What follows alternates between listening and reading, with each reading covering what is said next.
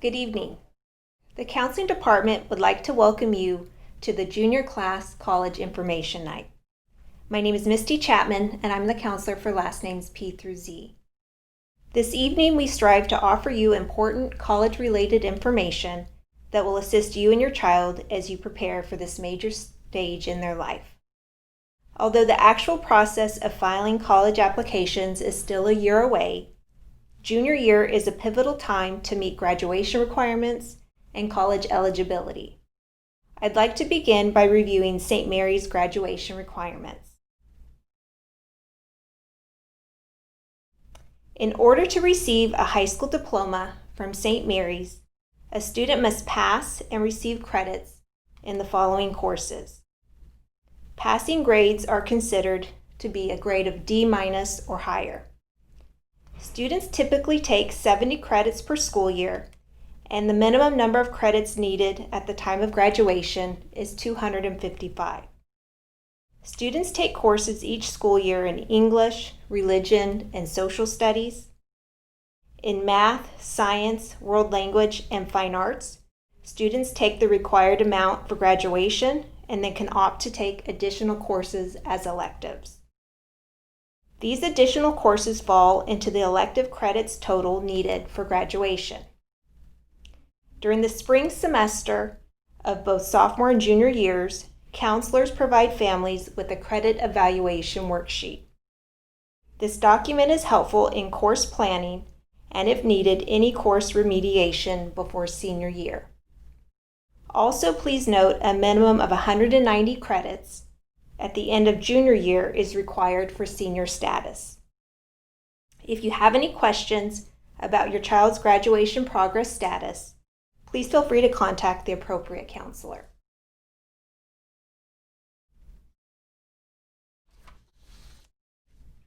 A transcript is an official document that reports high school courses and semester grades earned. Families should review their child's transcript each school year. Students receive a copy of their transcript each spring semester to assist with the registration process. If you'd like to receive a transcript during other times of the year, they are available through parchment.com. While reviewing a transcript, please keep these items in mind. Has my child's summer school grades from St. Mary's or off-campus schools been recorded on the transcript? Does my child have F grades that need to be remediated for graduation? Does my child have C- or higher grades in all their A through G classes? I'll discuss A through G classes a bit later in this presentation. Again, please contact your child's counselor if you have any questions or concerns about their transcript.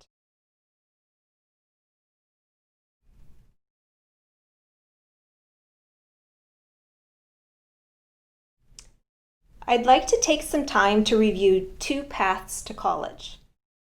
Through the two-year college path, students have the option to begin their college education at a local or faraway California community college. There are many benefits to attending a community college after high school graduation. It's open to all high school graduates or 18-year-olds. It's a low-cost college option. As of today, many California community colleges offer 1 to 2 years free tuition. Community colleges offer the TAG program, transfer admission guarantee to 6 UC campuses, and transfer path options to Cal State universities and private and out-of-state colleges. Two-year community colleges can provide your child with a low-cost, close-to-home option. And some students may consider technical schools or vocational programs after graduation, which are offered at the community college. These programs are usually 1 to 2 years, and students graduate ready to go out into the workforce. There are also an abundance of options in the 4-year college system. CSUs, UCs, and private and out-of-state colleges are all options.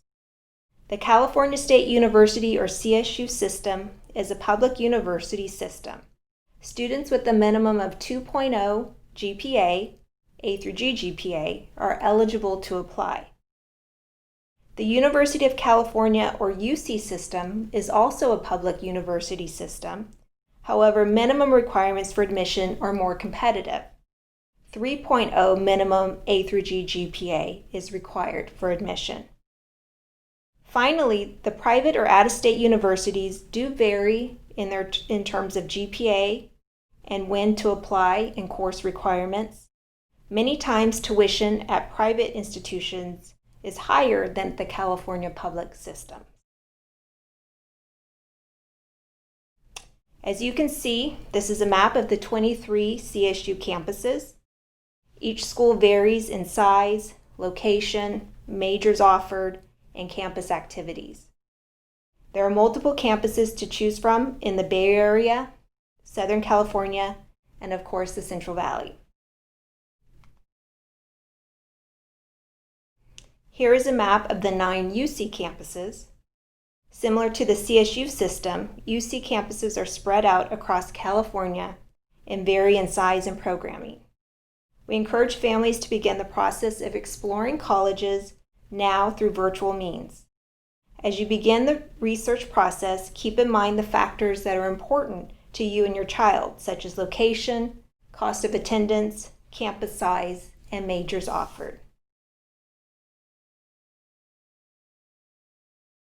A through G course completion is required in order to apply to UC and CSU universities.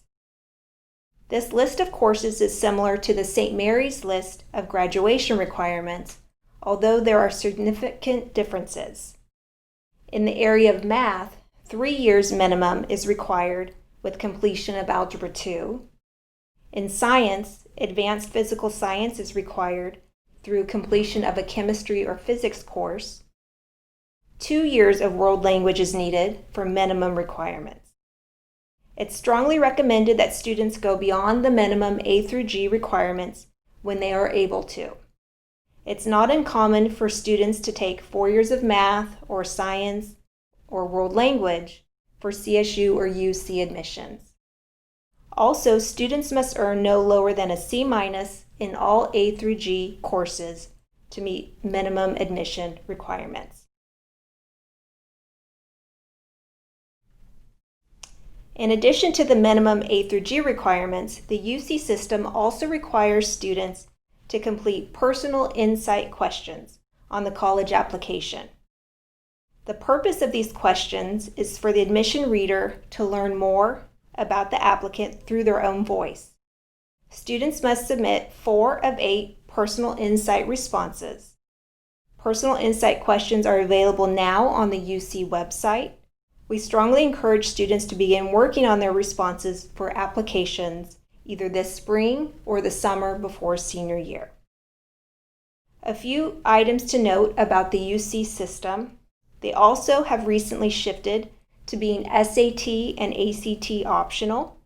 Students and parents can determine if they want to take the exams for UC admissions. And SAT subject tests are not required for admission, but can be recommended for select majors. It's always best to check with the campus on their subject test policy. At this time, I'd like to introduce Mrs. Elizabeth Nisby. Thank you. Thank you, Mrs. Chapman. Independent and private colleges and universities have many of the same admissions requirements as the UCs and CSU systems. They tend to follow the A through G requirements of the CSUs and UCs, but have many differences in categories such as math and science. Completion of college preparatory coursework is expected.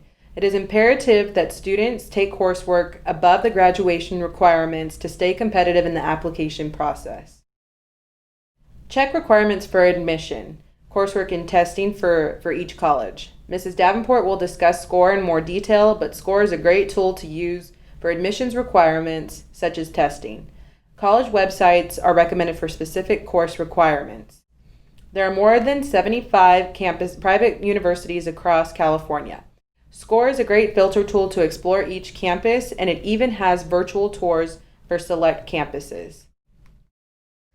Now on to the PSAT and the PreACT. The PSAT includes evidence-based reading, writing, and math And students who take the PSAT qualify for free SAT test prep. The best test preparation of the SAT is the Khan Academy. The Khan Academy offers personalized SAT practice based off the results from the PSAT. Students take the PSAT in 9th, 10th, and 11th grade traditionally in October. It is a mandatory test date, and the score reports are emailed to the students. So please make sure you're providing your email when taking the exam. Juniors qualify for the National Merit Scholarship upon completion of the PSAT this year. Juniors who score in the top 1% on the PSAT in the nation qualify for the National Merit Scholarship. There is then an application process to win the scholarship. Due to COVID, the PSAT is scheduled for January 26th of 2021. The PreACT consists of 4 academic achievement tests: English, math, reading, and science. It allows students to identify their academic strengths and weaknesses.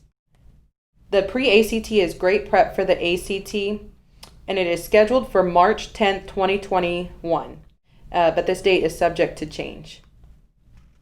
The PreACT is mandatory for all 9th through 11th graders. The SAT and ACT.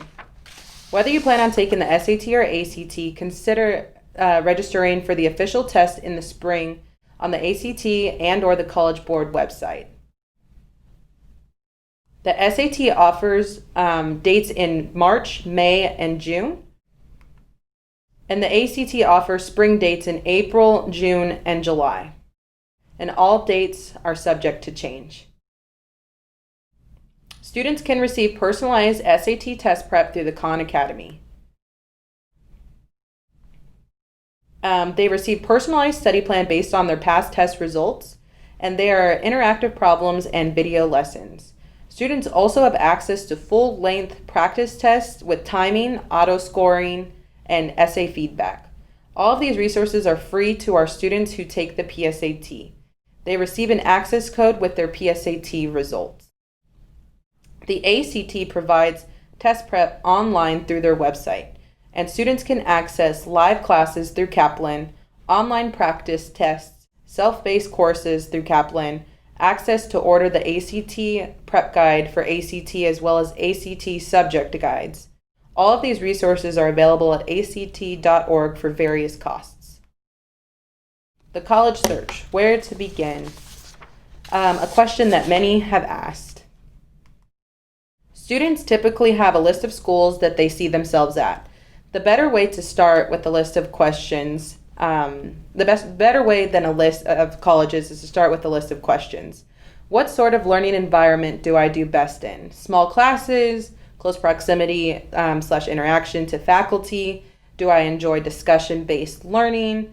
What subjects genuinely interest me? What do I see myself delving into more deeply over the next 4 years?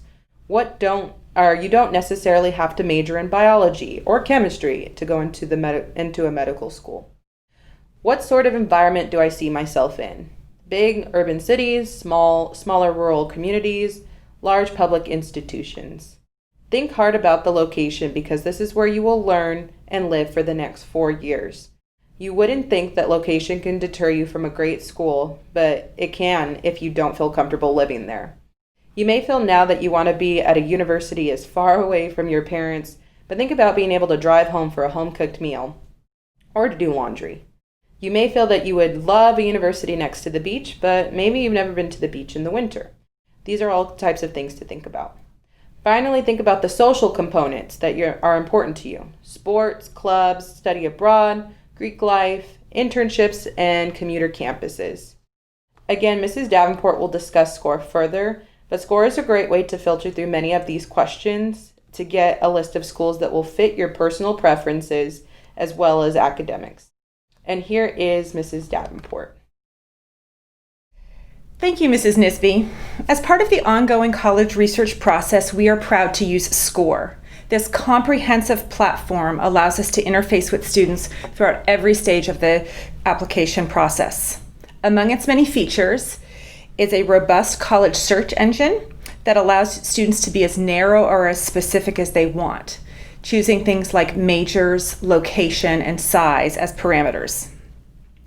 Individual student profiles with embedded GPA and testing to help determine what is a reach school, which schools might be those target schools, and which are likely. And activities and awards sections, which is a holding bin for resume development over the course of their 4 years.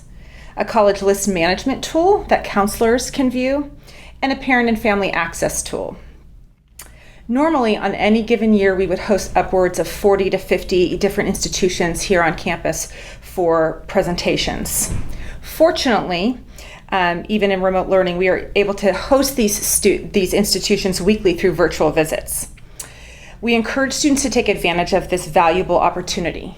In most cases, the people running these virtual sessions are the very people responsible for reading our St. Mary's applications. COVID has upended a lot of our lives, and admissions is no different, unfortunately. Some updates with regards to COVID-19. Testing optional will continue to remain an option for your class moving forward at many institutions. That said, individual institutions will continue to set their own policies, so we encourage students and families to research fully the testing policies of those schools that make it to your final list. That said, we have been reassured that if a student opts not to send their test scores, they will not be penalized in the process. We anticipate testing availability may open up significantly in spring of 2021, so please stay tuned to College Board and ACT announcements, and we will continue to update Schoology as we know that information as well. Essay questions have also been added to most applications to allow students to expand on how COVID has directly impacted them. Schools have made it very clear to us, however, that they don't want to know that remote learning has been hard. I think that everybody figures that that's a given. Instead, they want to know a student's direct experience with COVID. Did they take on an outside job to assist with family finances? Were they unable to secure any testing at all despite multiple attempts? Those are things that students are encouraged to disclose as part of those essay questions if they choose. One thing that has not changed is that applications continue to be considered in the context of St. Mary's. Despite some perceptions, students will never be considered alongside an application from a student from Tokay or Lincoln. You are evaluated within the pool of St. Mary's applicants and St. Mary's applicants only. We have also updated the profile of the school that we send to institutions with details of spring 2020 and fall 2020 remote learning experiences. We outlined that attendance and grades were still in effect, so schools will know what expectations students were held to. And finally, colleges and universities are continuing to assess financial aid and scholarship offerings in light of possible increased need from families as a result of COVID. For those students that plan to participate in intercollegiate athletics in college, you are encouraged to register for the Clearinghouse in spring of junior year.